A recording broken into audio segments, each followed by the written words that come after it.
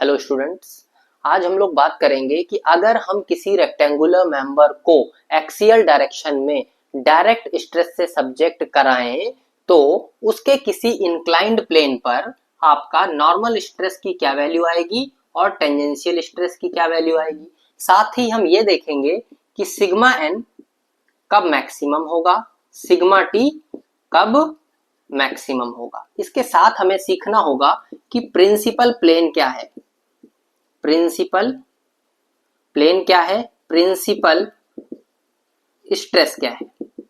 ठीक है, तो आज के इस लेक्चर में हमें यही देखना है कि ये सिग्मा एन क्या होगा, सिग्मा टी क्या होगा। ठीक है, आइए अपने लेक्चर को स्टार्ट करते हैं।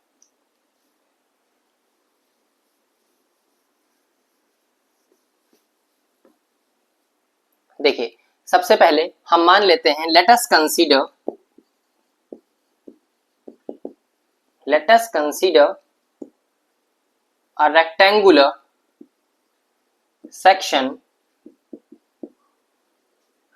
section A B C D of uniform cross sectional area capital A and unit thickness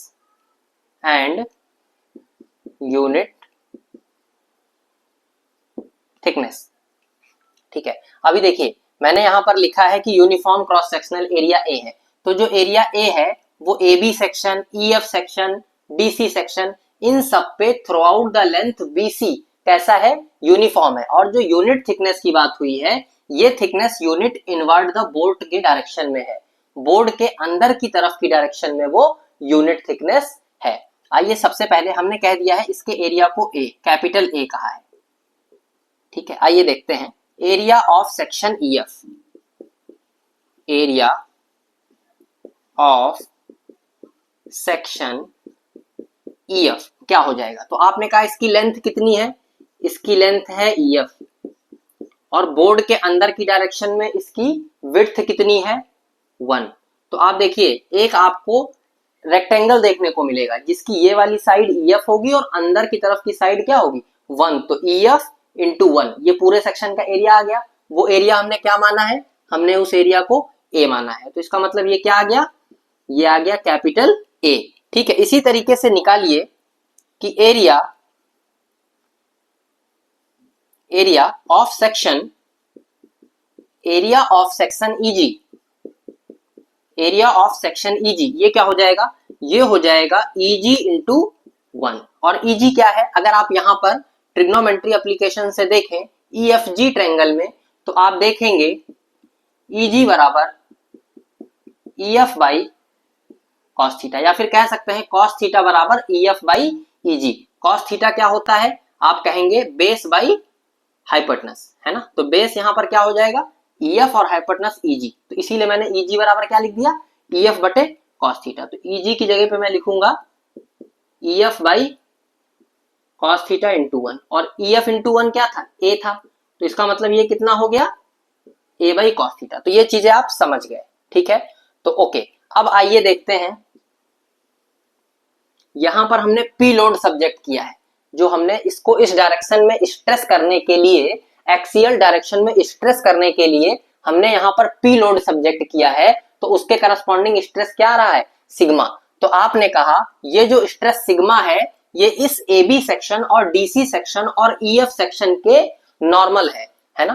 तो आइए देखते हैं, इसको लिख लेते हैं, स्ट्रेस इस तरह लिखेंगे, stress on section A B, A B कहें या फिर आप ई एफ कहें, हम कहेंगे पी बाई ए हो जाएगा। तो पी बाई ए क्या हो गया, आपने कहा सिग्मा, तो इस डायरेक्शन में सिग्मा स्ट्रेस हमारी हो गई। अब आइए उसको और ध्यान से समझते हैं, थोड़ा सा इसको आप इस तरह अगर ध्यान से देखें, तो आपने कहा इस डायरेक्शन में क्या है पी लोड लगा है, तो पी कहां लगा है, पी लगा है यहां। इसी डायग्राम को ई एफ जी ट्रायंगल को मैं थोड़ा यहां बना रहा हूं जिससे आप इसे और अच्छे से समझ पाए। ये देखिए ये हो जाएगा आपका ई पॉइंट, ये हो जाएगा आपका एफ पॉइंट और ये हो जाएगा आपका जी पॉइंट। ठीक है, अभी देखिए तो ये पी लोड कैसे लगा है, ऐसे लगा है, तो इसका लाइन ऑफ एक्शन कैसा होगा, ऐसा। तो इसको मैं ऐसा कर देता हूं, ये लग गया पी लोड। ठीक है, ये एंगल कितने पे इंक्लाइन था, ईजी जो है ईएफ से थीटा पर इंक्लाइन था, तो यहां पर ईजी अभी भी ईजी जो है वो ईएफ से थीटा डिग्री पर इंक्लाइंड है। अब देखिए यहां पर अगर हम कहें जो हमारा सेक्शन ईजी है, जो हमारा सेक्शन ईजी है, इसके नॉर्मल, ये इसके नॉर्मल, इसके कारण आपने कहा एक कंपोनेंट आएगा। ठीक है, एक्चुअल में हम ये कौन सा मेथड कर रहे हैं, हम ये कर रहे हैं एनालिटिक्स मेथड। तो एनालिटिक्स होता क्या है, एनालिटिक्स मेथड में हम वेक्टर अलजेब्रा और फोर्स रिजोल्यूशन की हेल्प से एक इक्वेशन डेवलप करते हैं, जिससे हम एक जनरलाइज्ड रिलेशन पाते हैं। ठीक है, आइए, तो हमने कहा ये जो पी फोर्स लग रहा है, अभी इसको पहले समझ लीजिए इतना, ये जो पी फोर्स लग रहा है इसको अभी हम रिजॉल्व करने वाले हैं। तो सबसे पहले थोड़ा सा ज्योमेट्री देखिए, फिर हम इसको रिजॉल्व करेंगे।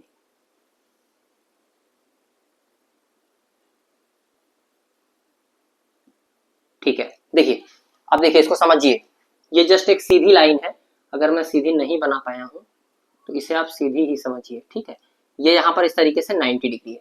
अब इसको समझिए, ये भी 90 डिग्री होगा, यहां पर ये इससे किस पे है, 90 डिग्री पर है, तो यहां पर भी ये कितने से होगा, 90 डिग्री से ही होगा। अब देखिए ये 90 है, तो ये एंगल कितना हो जाएगा, ये थीटा, ये 90, ये एंगल कितना हो जाएगा, ये एंगल हो जाएगा 90 माइनस थीटा। इसी तरीके से ये अगर 90 है, ये 90 है, और ये देखिए ये भी आपका कितना होगा 90, तो ये 90 माइनस थीटा, तो ये एंगल कितना हो जाएगा, थीटा। तो ये एंगल अगर थीटा है तो ये एंगल क्या हो गया, ये एंगल हो गया थीटा। अब देखिए एक चीज ये समझ लीजिए, एक चीज ये समझिए, वेक्टर के रिजोल्यूशन को समझिए कि अगर कोई वेक्टर P ऐसा है, कोई वेक्टर P ऐसा है और इधर से बना रहा है एंगल थीटा, तो ये कितना हो जाएगा, आप कहेंगे ये हो जाएगा P cos थीटा, और ये क्या हो जाएगा, आपने कहा ये हो जाएगा P sin थीटा। अगर ये P है तो इसकी तरफ क्या हो जाएगा, P cos थीटा, और इसकी तरफ ये हो जाएगा P sin थीटा। ठीक है, आइए इसको देखते हैं थोड़ा। अब अगर ये P है, इस P को मैं इधर रिजॉल्व करूं तो मैं ये कहूंगा P cos थीटा, और इस डायरेक्शन में अगर रिजॉल्व करूं तो मैं कहूंगा P sin थीटा। तो अब देखिए ये जो वेक्टर आया है, इस फोर्स का रिजॉल्व्ड वेक्टर है, अब इसका कोई मतलब नहीं रह गया, हमने क्या कर लिया, इसको रिजॉल्व कर लिया दो कंपोनेंट में, है ना। तो अब ये जो है ईजी प्लेन को अगर हम देखें तो ये ईजी प्लेन के नॉर्मल डायरेक्शन में है ना, ये फोर्स क्या है, इसके नॉर्मल डायरेक्शन में। अब अगर हमें इस डायरेक्शन में स्ट्रेस चाहिए, ईजी के नॉर्मल डायरेक्शन में स्ट्रेस चाहिए, तो ये जो फोर्स आया है इसको ईजी के एरिया से डिवाइड कर देंगे, तो हमें क्या मिल जाएगा, सिग्मा एन मिल जाएगा। इसी तरीके से हमने कहा इसके टेंजेंशियल डायरेक्शन में फोर्स आया है P sin थीटा, और अगर हम ईजी के एरिया से डिवाइड कर देंगे तो फोर्स अपॉन एरिया हमको टेंजेंशियल स्ट्रेस मिल जाएगा। आइए देखते हैं, तो इसको मैं कह देता हूं Pn, ठीक है, इसको मैं कह देता हूं Pt। ओके, सो अब हम निकालेंगे यहां पर normal stress on section easy.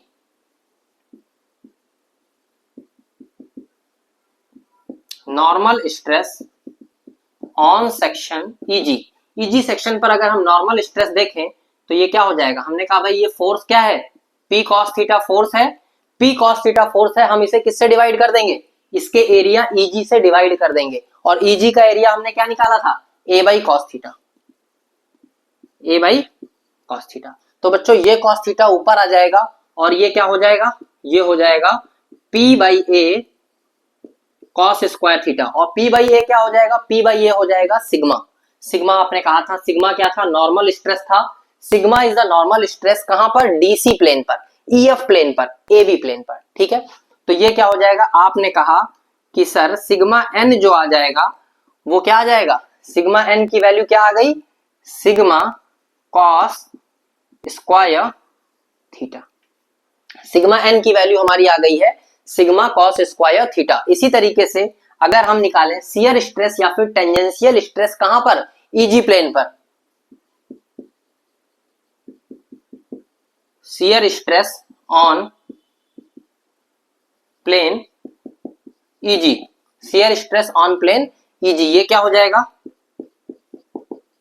P sin theta बटे, अभी देखिए ये तो हो गया फोर्स अपॉन एरिया, एरिया क्या है इसका, एरिया है A बाई कॉस थीटा। तो ये कितना हो जाएगा, P by A sine theta cos theta. अब देखिए यहां पर साइन थीटा कॉस थीटा आ गया, एक फॉर्मूला सब लोग जानते हो, half angle formula. Sine 2 theta जो होता है ये 2 साइन थीटा कॉस थीटा के बराबर होता है ना। साइन 2 थीटा जो है ये 2 साइन थीटा कॉस थीटा के बराबर होता है। तो अगर हम इसको 2 से मल्टीप्लाई डिवाइड कर दें, देखिए अगर हम इसे 2 से मल्टीप्लाई डिवाइड करते हैं तो हम क्या देखेंगे, हम देखेंगे यहां पर सिग्मा टी की जो वैल्यू आ जाएगी P by A, P by A की जगह पे क्या लिख दूंगा, P बाई ए की जगह पे लिखूंगा सिग्मा, और यहां पर देखिए सिग्मा बाई 2 हो जाएगा, ये P बाई ए की जगह पे सिग्मा, और ये हो गया सिग्मा बाई 2, और ये 2 साइन थीटा कॉस थीटा क्या हो गया, साइन 2 थीटा। ठीक है, तो अब जो यहां पर बात हो रही थी, ये क्या बात हो रही थी, हमने कहा ये सिग्मा एन आ गया, सिग्मा टी आ गया।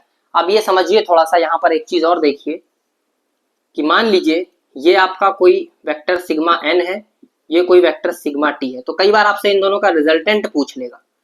तो सब लोग पैरेललोग्राम, दोनों ही वेक्टर क्वांटिटी हैं, तो यहां पर पैरेललोग्राम लॉ ऑफ एडिशन लग जाएगा और आप यहां से निकाल सकते हैं इसकी वैल्यू क्या हो, सॉरी एक सेकेंड, इसको आप कहेंगे सिग्मा आर, रिजल्टेंट स्ट्रेस है ना। तो सिग्मा आर की वैल्यू क्या हो जाएगी, आप कहेंगे सिग्मा आर जो होगा वो हो जाएगा under root of sigma N का स्क्वायर एंड सिग्मा टी का स्क्वायर।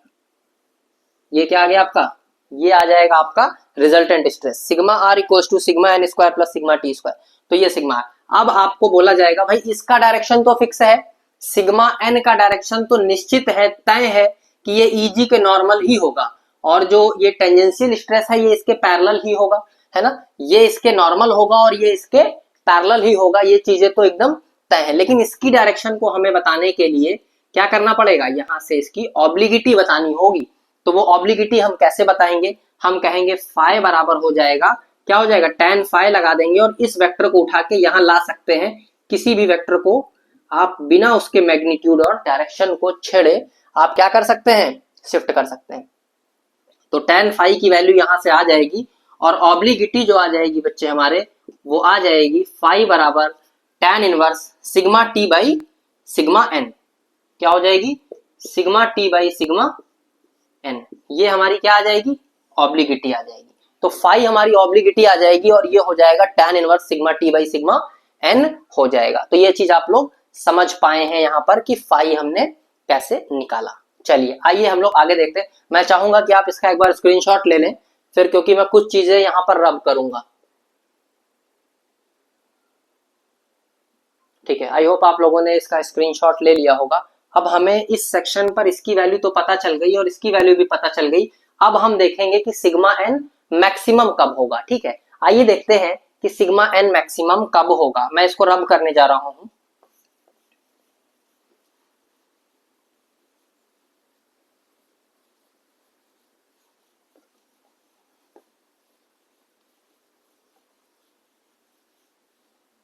ठीक है, आइए देखते हैं कि सिग्मा एन मैक्सिमम कब होगा। देखिए सिग्मा एन की वैल्यू लिखी क्या है, सिग्मा एन लिखा हुआ है सिग्मा कॉस स्क्वायर थीटा। अब देखिए जो सिग्मा एन है वो डिपेंड कर रहा है थीटा के ऊपर, है ना। सिग्मा एन जो है ये डिपेंड कर रहा है थीटा के ऊपर। क्यों, क्योंकि ये तो है कांस्टेंट, ये है हमारा कांस्टेंट, तो सिग्मा टोटली डिपेंड कर रहा है थीटा के ऊपर। तो अगर ये मैक्सिमम होना है, सिग्मा एन को अगर मैक्सिमम होना है तो ये वैल्यू मैक्सिमम होनी होगी। तो आपने कहा कॉस स्क्वायर थीटा को मैक्सिमम होना होगा, दैट मीन कॉस थीटा को मैक्सिमम होना होगा। तो कॉस थीटा कब मैक्सिमम होगा, आइए ग्राफ पे देख लेते हैं कि कॉस मैक्सिमम कब होता है। ये देखिए कि कॉस मैक्सिमम होता कब है। ठीक है, अगर हम देखें तो इसकी पूरी वैल्यू ऑसिलेट करती है 1 और -1 के बीच में।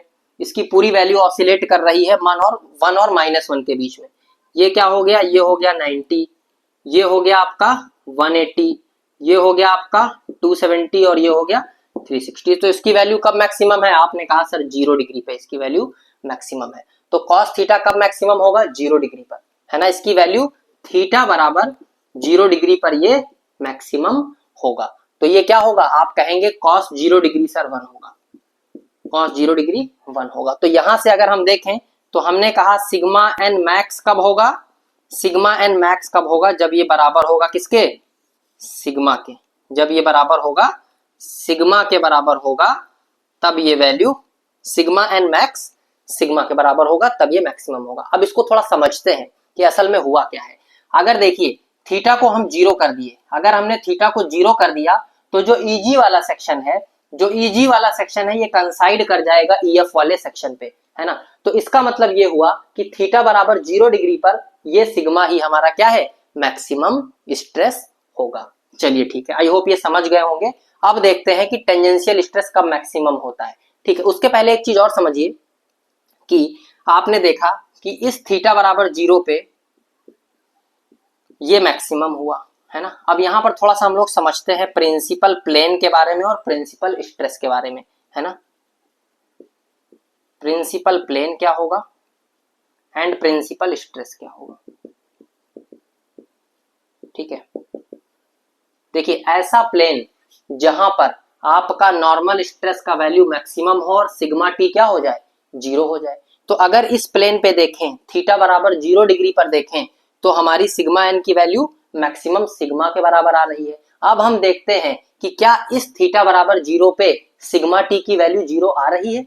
हमने यही कहा आपसे, हमने ये कहा कि एक ऐसा प्लेन जहां पर नॉर्मल स्ट्रेस की वैल्यू मैक्सिमम आए और शियर स्ट्रेस की वैल्यू क्या हो, 0 हो, तो वो प्लेन कहलाता है प्रिंसिपल प्लेन और वो मैक्सिमम स्ट्रेस कहलाती है प्रिंसिपल स्ट्रेस। ठीक है, चलिए तो आइए देखते हैं इसको कि क्या हमारा सिग्मा टी जो है ये मैक्सिमम हो रहा है। तो सिग्मा टी 0 हो रहा है। तो आइए देखिए सिग्मा टी का वैल्यू क्या है, सिग्मा टी का वैल्यू है सिग्मा बाई 2 साइन 2 थीटा। तो थीटा अगर हम 0 कर दें तो ये क्या हो जाएगा, 2 थीटा इंटू 0 क्या हो गया, 0, और ये क्या हो जाएगा साइन 0। साइन 0 की वैल्यू क्या होती है, साइन 0 की वैल्यू कैसे पता करेंगे, साइन का ग्राफ देखिए, ये देखिए। तो साइन 0 पे वैल्यू क्या है इसकी, 0 है। साइन 0 पे वैल्यू 0 है, साइन 0 पे इसकी वैल्यू क्या है, 0। तो क्या हो गया, ये सिग्मा टी की वैल्यू क्या होगी, 0 आ गई। ठीक है, तो मतलब थीटा बराबर 0 डिग्री पर हमारा जो प्लेन मिलेगा, कौन सा प्लेन मिलेगा, ईजी वाला प्लेन ईएफ पे आ जाएगा, है ना। तो ये जो प्लेन मिल रहा है यहां पर मैक्सिमम स्ट्रेस जो आ रही है वो सिग्मा है और वो ही प्रिंसिपल स्ट्रेस है। यहां पर जो सिग्मा टी है वो 0 है। ठीक है, सिग्मा टी 0 हो गया और maximum stress, normal stress, principal stress कह लीजिए, वो हो गई सिग्मा। ठीक है, ये चीज आपको पूरी क्लियर होनी चाहिए कि प्रिंसिपल स्ट्रेस क्या होता है और प्रिंसिपल प्लेन क्या होता है। चलिए ठीक है, तो अब हम लोग देखते हैं कि ये हमारा जो सिग्मा टी है ये कब मैक्सिमम होगा। मैं इसे मिटा दूंगा, आप इसका स्क्रीनशॉट ले लें या नोट कर लें।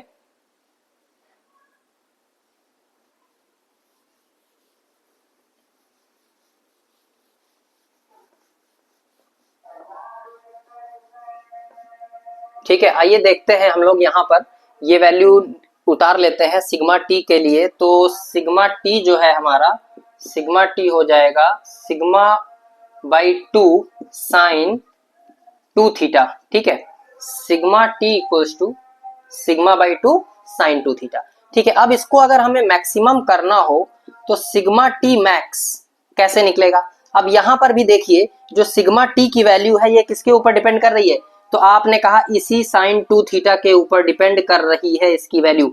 सिग्मा टी की वैल्यू साइन 2 थीटा के ऊपर डिपेंड कर रही है, इस टर्म के इंडिपेंडेंट है, सिग्मा बाई 2 के इंडिपेंडेंट है। ये वैल्यू किसके ऊपर डिपेंड कर रही है सिग्मा टी की वैल्यू, इसी साइन 2 थीटा के।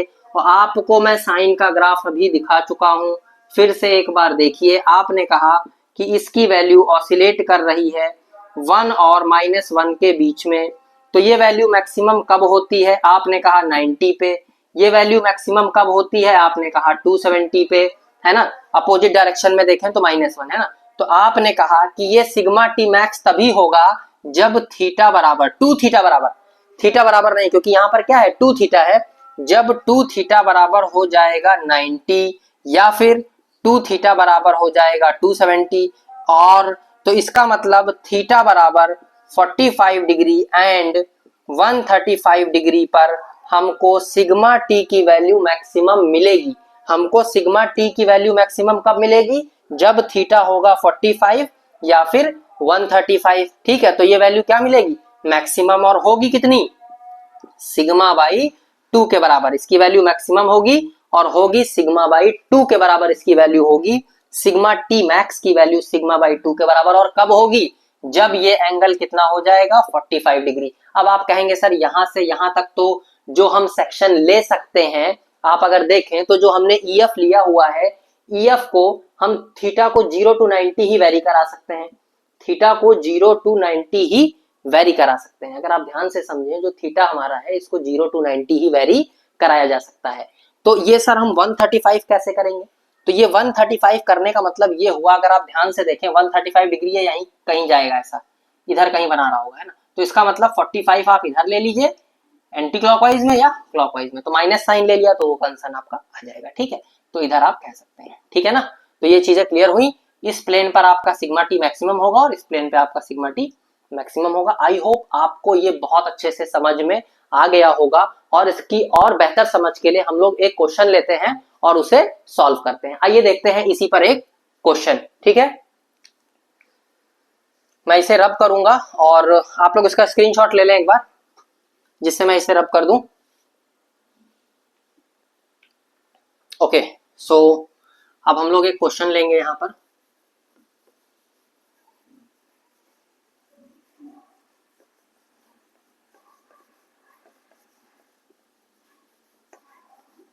ठीक है, आइए देखते हैं एक क्वेश्चन। इसमें आपको दिया हुआ है कि एक रेक्टेंगुलर मेंबर ABCD है, एक रेक्टेंगुलर मेंबर है ABCD। ठीक है, इसको आपका एक्सियल डायरेक्शन में स्ट्रेस किया गया है 20 किलो न्यूटन का लोड लगा के, 20 किलो न्यूटन का लोड, और इसका एरिया जो दिया है, इसका क्रॉस सेक्शनल एरिया आपको दिया है 10,000 mm स्क्वायर। और आपसे पूछा है कि एक इंक्लाइंड प्लेन है जो कि नॉर्मल से 30 डिग्री पर है, और इसी इंक्लाइंड प्लेन पर सिग्मा एन की वैल्यू पूछ रहा है, और इसी इंक्लाइंड प्लेन पर सिग्मा टी की वैल्यू पूछ रहा है। ठीक है, तो आपके पास सारे फॉर्मूले हैं, आप सिग्मा एन सिग्मा टी बहुत आसानी से निकाल सकते हैं, लेकिन फिर भी आइए कैलकुलेट करते हैं। Sigma N equals to, sigma N का फॉर्मूला जैसा कि हमने पढ़ा है सिग्मा कॉस स्क्वायर थीटा है, सिग्मा कॉस स्क्वायर थीटा। तो सबसे पहले निकालना होगा सिग्मा, तो सिग्मा क्या होता है P बाई ए, P कितना है हमारा 20 इंटू 10 की पावर 3 न्यूटन में कर लिया, बटे एरिया, एरिया क्या है, एरिया है आपका 10,000, ठीक है, इंटू और थीटा हो गया, तो इसको आप कह सकते हैं कॉस स्क्वायर 30 डिग्री। इसकी वैल्यू हम लोग इवेलुएट करेंगे, कैलकुलेटर ले लेते हैं। कॉस देखिए, सबसे पहले तो यहाँ पर इसको काट भी सकते हैं हम लोग, ये बन जाएगा आपका यहाँ पर 3 और ये 4 हो जाएगा, ये कट जाएगा, तो ये सिर्फ 2 बचेगा, 2 इंटू ये हो जाएगा आपका cos 30, cos 30 का वैल्यू क्या होता है √3/2, तो ये हो जाएगा आपका 3/4। तो एक्चुअल में बिना कैलकुलेटर के हम लोग कर सकते हैं इसे, ठीक है, दैट इज 1.5 न्यूटन पर एम स्क्वायर। इतनी बड़ी कैलकुलेशन नहीं थी कि हमें कैलकुलेटर की जरूरत पड़े। ठीक है, तो ये सिग्मा एन निकल गया। इसी तरीके से इसको रब कर देते हैं और अब निकालते हैं सिग्मा टी की वैल्यू। तो सिग्मा टी निकालने के लिए क्या कर देंगे, सिग्मा टी निकालने के लिए आपको सिंपल फॉर्मूला दिया हुआ है सिग्मा बाई 2 साइन 2 थीटा। तो इसको इस तरह लिखिए 1/2 इंटू सिग्मा, सिग्मा आपका वही हो जाएगा 20 इंटू 1000 बटे एरिया आपका हो जाएगा 10,000। ठीक है, तो अब देखिए ये आपका वैल्यू आ गया यहाँ से 20 इंटू 1000 बाई 10,000, और साइन 2 थीटा, और थीटा का वैल्यू कितना है हमारा 30, तो ये हो जाएगा साइन 60, उसका वैल्यू हो जाएगा √3/2, और ये देखिए ये कट जाएंगे और ये हो जाएगा आपका 2, ये 2 से ये 2 कट जाएगा, फाइनली आपका आंसर आ जाएगा √3/2।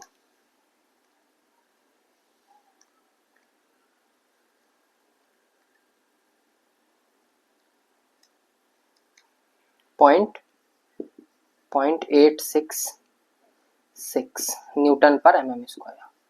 ठीक है, पिछली यूनिट भी अगर आपको ध्यान हो तो हमने सिग्मा एन निकाला था, आई होप मुझे जहां तक याद है 1.5 न्यूटन पर mm स्क्वायर। तो ये हो गया सिग्मा एन, ये हो गया सिग्मा टी। ठीक है, इसी तरीके से अगर आपसे सिग्मा आर पूछा होता तो वो भी आप निकाल सकते थे। सिग्मा आर का फॉर्मूला आप लगा देते हैं सिंपल, सिग्मा टी का स्क्वायर प्लस सिग्मा एन का स्क्वायर।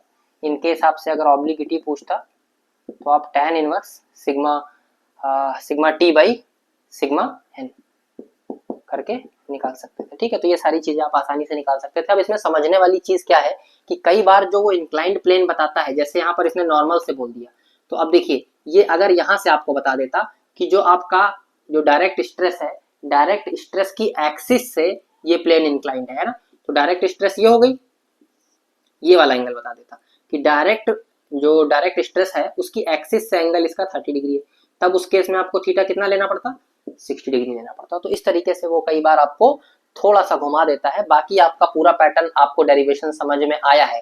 देखिए ये जो डेरिवेशन मैंने किया है, यहाँ पर मैंने टेंसाइल स्ट्रेस के लिए जो डायरेक्ट स्ट्रेस अप्लाई की गई है वो टेंसाइल स्ट्रेस ली गई है। ठीक है, इन केस अगर वो कंप्रेसिव स्ट्रेस लेता है तो आपको कुछ नहीं करना है, यही सारे फॉर्मूले में आपको बस उसकी डायरेक्शन को बदल देना है। सिग्मा की जो वैल्यू आपने प्लस में ली है उसे माइनस में ले लीजिए और कोई दिक्कत यहाँ पर आपको नहीं आएगी। आई होप आपने ये लेक्चर बहुत अच्छे से समझा होगा और इसे एंजॉय किया होगा। अब इसके नेक्स्ट लेक्चर में मैं बात करूंगा, नेक्स्ट लेक्चर में हम लोग बात करेंगे, वो भी एनालिटिक्स से ही देखेंगे, उसको भी एनालिटिक्स से ही देखेंगे कि अगर हम किसी रेक्टेंगुलर मेंबर को म्यूचुअली परपेंडिकुलर डायरेक्शन में स्ट्रेस करें तो इंक्लाइंड प्लेन पर, ठीक है, किसी इंक्लाइंड प्लेन पर क्या नॉर्मल स्ट्रेस आएगी और क्या टेंजेंशियल स्ट्रेस आएगी, क्या रिजल्टेंट स्ट्रेस आएगी और उसकी ऑब्लिविटी क्या होगी, ये हम लोग अपने नेक्स्ट लेक्चर में देखेंगे। Thank you for watching.